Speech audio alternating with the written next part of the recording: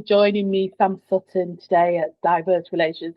It's an absolute privilege to speak with someone whose leadership has reshaped the legal profession.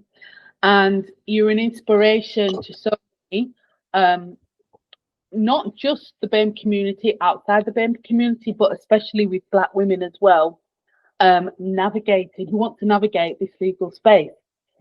So just to introduce you, Stephanie Boyce, a solicitor. This is quite a bit of a shopping list, so I'm going to have to look at my notes for this. It's just so amazing.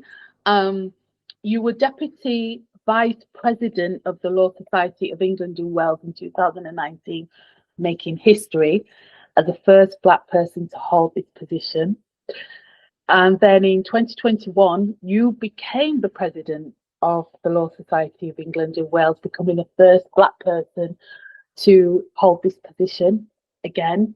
And just to add, you are a fellow with the Chartered Governance Institute, and in 2022 you received honorary doctorates of law from Keele University and the University of East London, as well as a distinguished Alumna of the Year award from King's College London. Again, in that year, you also received the High Sheriff of Buckinghamshire for your leadership of the legal profession during the COVID-19 pandemic, and for services to equality, diversity and inclusion. You also received a Lifetime Achievement Award in 2023 for your services to the legal profession. What a prestigious and absolutely high list of achievements. Totally amazing, Stephanie. Totally amazing. I had a meeting a couple of months ago with one of the Inns of Court, and I was speaking. I'm not going to name which inn it was, but it was court. And I was asking about the diversity and inclusion, in particular for Black people, because that's my lane. Yeah, that's what I know. I am Black. That's what I know, and I talk about what I know. And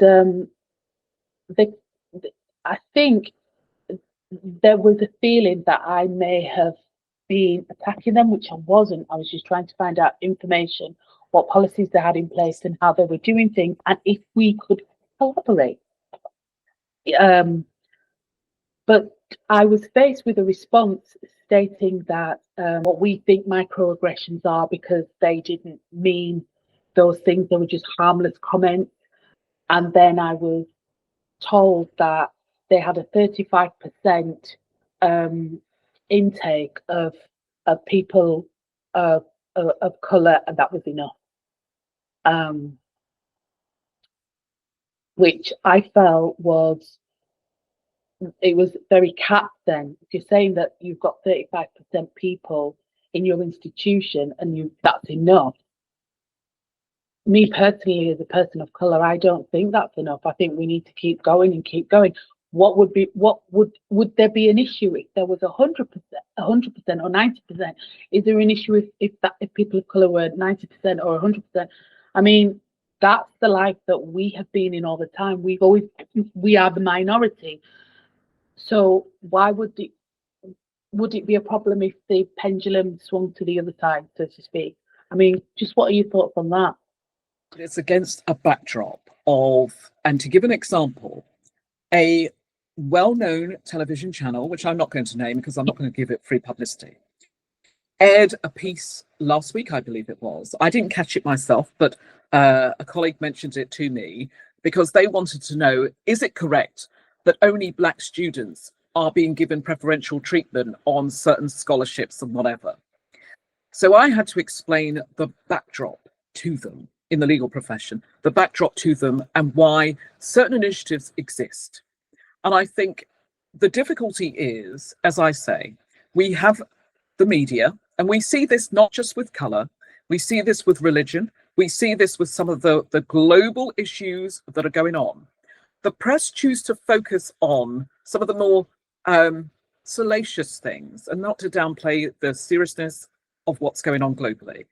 But and the other thing is, we are very much guided by what the press tells us or what they choose to focus on, as this particular channel chose to do, even if it's incorrect. So as somebody said to me, we talk about misinformation on social media, whatever, but somebody said to me, we've had misinformation for a lot of years. It's called the media.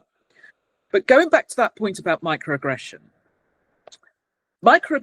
is something that is wielded around far too easily, in my view, when it comes to describing Black people, whether it's in healthcare, whether it's in the workplace or whatever. You know, we have the health secretary who has announced that he's going to look at the medical regulators and the way they regulate because of certain ways and behaviors that have come to the fore. I hope that that will expand further, because we know that there are disproportionate outcomes, especially for Black people, not only in health, but in the justice system, right? There are in the education system. We see that if we look at the solicitor qualification exam that solicitors now have to undertake.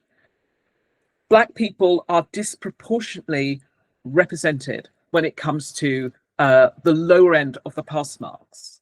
And it's justified by saying, well, that's across the whole of the educational medium. So nothing new, nothing to see here. So when our government, our politicians choose to look at something, look at it from the whole ecosystem, the whole perspective, and why one demographic does better over another, why some are so willing to label us as microaggressive, because we choose to speak up. Because I, as an educated woman of a particular colour, demean, living in a particular area, that I cannot speak for myself, that if I choose to challenge, I don't raise my voice, but if I choose to challenge, I'm being aggressive. That's what we need to challenge. Just on the back of that, then, with diverse relations, we are having more of an influx of Black women who are now at different stages of their lives. Some of them have had children, some of them have had different careers, and are now wanting to pursue a career in the legal space. The thing is, these women are now like 30, 35 plus, 40 plus, 50 plus, 60 plus, and they're wanting to start this legal career, and they're asking, is it too late? What would be one word that you would give these women to inspire and encourage? Mine would be elevate. What would yours be?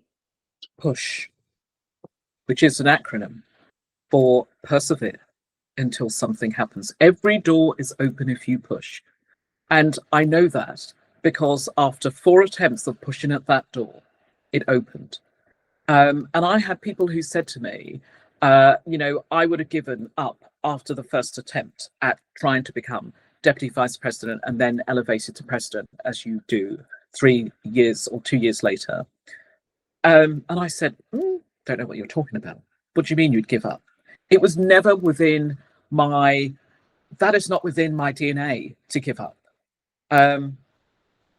So I kept pushing at that door, and the more they told me, never in our lifetime will we see an ethnic minority become president of the Law Society. You'll get frustrated with the workings of the building. And absolutely, I did get frustrated with the workings of the building. The Law Society is a huge beast, and it's difficult to turn around at times. But I didn't wait for permission, because if I had waited for permission to do the things I wanted to do, and exactly the conversation I was having with someone last night who's just started a new job, where he said, you know, president, and, you know, I want to do this and I want to do that, but no, you can't do that. That's not how we do things. When they told me that, I went, And so when people told me, go home and rest, we need someone who can converse with government, somebody who will look presidential on the world stage, as I heard someone say the other day, I did not go away. And after 4 attempts, I also believe nothing comes to you before your time. But after 4 attempts, I was elected as Deputy Vice President. So absolutely keep pushing at that door. It will open. Run your own race, write your own story. Do not share your $1 million dreams with $1 thinkers, because there will always be people out there who will try to discourage, dissuade, tell you, give you every reason why you should shy away and stay home. Now, what if if I had not dared to put my head above the parapet, if I hadn't come out of my home, what if? And I would like to think that through my advocacy, through my work, through my visibility, that I have inspired, given permission perhaps to others to tread the path that somebody treaded before me. Because for far too often, the road to senior positions has been too narrow and out of our reach. And that is why I continue to do what I do. 3 years this week after leaving office, as the longest serving president, I'd like to think perhaps as one of the most successful presidents to have held office at the Law Society, that I continue to do what I do because I absolutely believe that every door is open if you push. So what were some of the proudest moments of you at the Law Society then? Every day. You know, I was at the Law Society last night for the inauguration of the new president, which is always an amazing, magnificent event. But when you walk into the reading room of the Law Society, which is the room directly in front of the entrance, and you go in and you turn to your left and you see that painting, that portrait of me hanging there, amongst that room of the great and the good over 200 years to have held various offices as president, as attorney general, and whatever, general secretary and so forth. And to see a Black woman, a person of color, the only person of color in that room, right? That is a proud moment.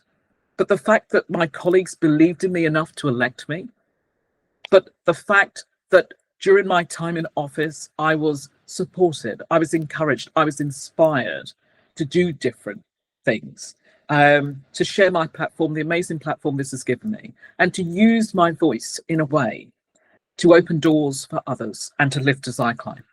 What was the experience like then, navigating it as a woman of colour, as a Black woman? I was brought up to and I know this might be controversial among some, but I was brought up not to focus on the colour of my skin, but on the content of my character, right? But I don't, with my nieces, nephews, if they're telling me a story, unless the colour of the skin is pertinent to that story, I'm not interested. It's a man, a woman, whatever, right? That's what I want to hear. Some of us, right? And I also do not subscribe to because of whatever. You have to try twice as hard, 3 times as hard, whatever times as hard. I don't subscribe to that because some people will do exactly that, right? Because of, they will try twice as hard, 3 times as hard. But we also know that that isn't enough either. But some people, unfortunately, will hear that and they will use it as a crutch to keep themselves there. They never do anything with it. Because of my color, because of my gender, because of, you know, they're not going to employ me. They're not going to, you know, all of those things. So I choose not to focus on that. But what I want to focus on is I believe that anybody, and this is what I tell my nieces and my nephews, you can be anything your heart desires if you are prepared to work hard for it and you are prepared to put your head above the parapet. And sometimes that means you have to get absolutely uncomfortable in order to get comfortable. And for those who think that this came to me overnight, it was, if it did, it was the longest night ever. You have to be persistent. You have to show up every single day, every single moment, even when you're tired, even when you're aching, when you don't feel well, whatever. But don't just show up for show up's sake. Show up for you, show up for those who are coming behind you, for the future generation. We are custodians of this world, although I think some of us have forgotten that we are custodians, holding this on trust for those who are coming behind us. And we must remember that. Why did your term at the Royal Society come to an end? So the rules are that every deputy vice president, and president, you hold office for 12 months. I, as president, held office for 19 months. And so the pandemic struck. So I was elected as deputy vice president in July 2019, or April 2019, took office in July 2019. The pandemic struck, as you remember, March was that the 23rd, 2020, we were told to stay home. We were given that order to stay home. And so we were then, because our AGM as to where you then go up to vice president, as I would have done, was supposed to take place in July. It was extended for 3 months because we didn't know at that time how long this pandemic was going to run for. But we felt an extra 3 months would give us time to sort ourselves out. So that meant that I served as deputy vice president for 15 months. I then went on to, so we're now in lockdown. We go on to be vice president. I go on to be vice president. But I only serve as vice president for 5 months because, unfortunately, the previous president had to step down earlier than intended. And that meant I had to step up earlier. So the fact was that when I gave my inaugural speech, I did so in March 2021, because I was supposed to become president in October 2021. But in March 2021, from the Law Society offices with myself, the security guard, and an advisor. Whereas since then, and I did get to hold a celebration because later in October 2021, you'll remember perhaps that restrictions were still in place. So, the numbers of who could gather were very restricted. But what I heard last night and saw people in that room and the celebrations that have come since, and, the fact was I wasn't able to travel as much as previous presidents and subsequent presidents. But my inauguration, when I was able to hold it in October 2021, I said, I didn't get to throw open the doors and invite everyone in as I had intended, but I changed things.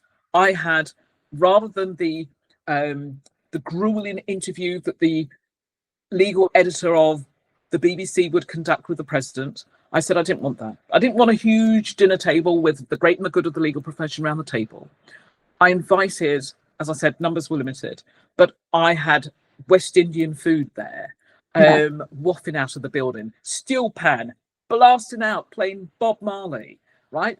That is the presidency that I invoked. I wanted it to be inclusive. I wanted it to be a shared opportunity. I wanted to be visible. So since stepping down, what have you been focusing on? And professionally, they blur. But my focus remains what I started in office. When I gave my valedictory speech, or as it was, I said, this is not the end. There is work that remains. And I will continue to do that work, advocating for social mobility, advocating not just for EDI, DEI, whatever we choose to call it, but, but access to our profession remains an issue, because whilst we're very diverse at the junior end, the middle and senior parts of the profession are not diverse. And of course, you'll remember the 1% report by Julian Clark of Intense, where it spoke about 90 Black partners out of 13,300 and odd of the firms with 10 or more partners. We are not diverse. We're not making it to the senior parts of the profession. But equally, access to justice remains an issue. We have growing case backlogs in our criminal system. People, victims, defendants, witnesses who are having their cases listed in 2029 when we are in 2025. That is a heavy burden to carry. But there is something amiss, that we as a society, as citizens, do not prioritize justice. It should not have taken the riots of last summer for the country to start thinking about early release of prisoners and the state of our justice system. That's why I continue to advocate for law being added to the national curriculum. Our students, and some of what we're seeing around the rhetoric, the populism, the erosion of the rule of law, lots of that is because there is a lack of understanding and education as to the how the justice system works, how it keeps us safe, how it protects us, how it enables us. And that understanding needs to be countered by teaching about the Constitution, about civics, and about the law. Yeah. So I know that you have a consultancy, and Yes. your mission, your statement on there, and this touched me deeply, is every door is open if you push, Yeah. persevere until something happens. Break that down a little bit more for me, please. Absolutely. So that goes back to the 4 attempts that it took me. Well, not just the 4 attempts. It goes back to the fact that when I was going through, I graduated from high school in America. And when I came back to Britain, because I wanted to qualify in this jurisdiction of England and Wales, not having my American qualifications recognised. And at that time, there wasn't the internet that you could readily go on and Google. You had to go to the local library or something to access the internet, to go onto it and Google and find out, actually, how do I convert those qualifications to enable me to get into university? But I went at night, part-time for 2 years. I went and I got that American high school diploma. I got through the access to high qualification route, I was able to go to university part-time. I started. And I remember my cousin driving me into central London, because you could drive into central London there for free, park outside London Guildhall University as it was then in February 1996, and kind of push me out the car and say, go and sign up. And I signed up to do the law course part-time whilst working. I went part-time at work, and I was juggling the two. I was literally coming home, enough time to change my clothes, to get on the train, to get back into London. I was working with British Rail, and so I got subsidised travel. And, I was coming in and doing evening classes, and I did that until September 1996, when I decided I was going to pack up my worldly goods in my car, leave the life behind in Aylesbury, and go and study full-time. And I didn't look back. But, amidst the attempts for the training contracts, amidst the attempts of navigating my way in the world of work, and some of those doors that were firmly shut because of, as I say, not having gone to the right university the first time. Some would say having not being privately educated, because disproportionately in the legal profession, in the judiciary, if you have been to Oxbridge, if you have been privately educated, and indeed in the solicitor profession, you are overrepresented in senior positions. And what my legacy, what my visibility shows, is that actually you too can reach the top of your profession, be an amazing leader, an influential person, having not gone to Oxbridge and not having gone to being privately educated. So I hope that I'm a beacon for lots of people to shine that light as others shone it for me, to serve as a reminder that every door is open if you push. Don't give up. Believe in yourself. Push yourself, and walk through that door, because once you push it, let me be clear, becoming president would allow me to walk through doors that I didn't even know were there. Invited into rooms I would never have been invited into. 3 years on, and when I left office in October 2022, people said to me, you've only got a limited shelf life. Nobody will remember you in 3 months' time, 6 months, maybe a year, but nobody will remember who I, Stephanie Boyce, was. Well, let them tell me that now. I'm just thinking before we close, the I, Stephanie Boyce. Can you hear me, Stephanie? I can. Okay. The I, you just went a bit. The I, Stephanie Boyce, I just wanted to catch this. I absolutely love the I, Stephanie Boyce. But can you tell us what the I means and how the I, Stephanie Boyce came about? Well, Wikipedia outed me.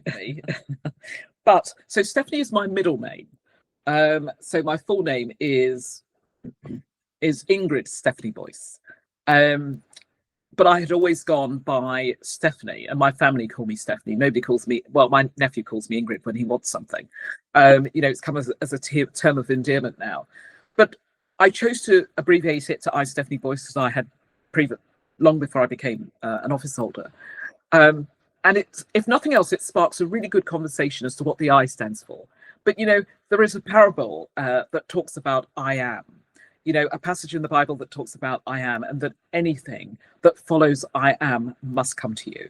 And so I leave out the am, but I, Stephanie Boyce, how powerful, how regal, how present, you know, that I'm here and I'm prepared to claim it, even when others try to dissuade me from using I, Stephanie Boyce. I, Stephanie Boyce, thank you for your candor, your wisdom, your continued leadership. Your story is not just inspirational, it's definitely a blueprint for when there is, you know, purpose, you should persevere. And I am so honoured to have been able to spotlight you. Very, very grateful. I, Stephanie Boyce, I salute you. Thank you. I, Stephanie Boyce has been interviewed by Sam Sutton at Diverse Relations.